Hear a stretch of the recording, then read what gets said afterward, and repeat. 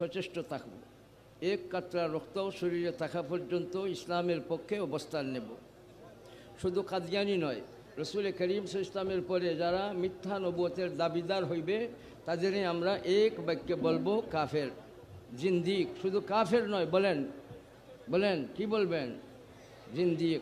কাফেরও জিন্দিকও। ইজমাই উম্মত এটার রূপে একমত, এরা অমুসলিম। এর জন্য আমাদের সবের দাবি, সকলের এক দাবি, সেই দাবিটা কি হবে? সরকার যাতে কাদিয়ানিদের অমুসলিম হিসাবে ঘোষণা দেয়।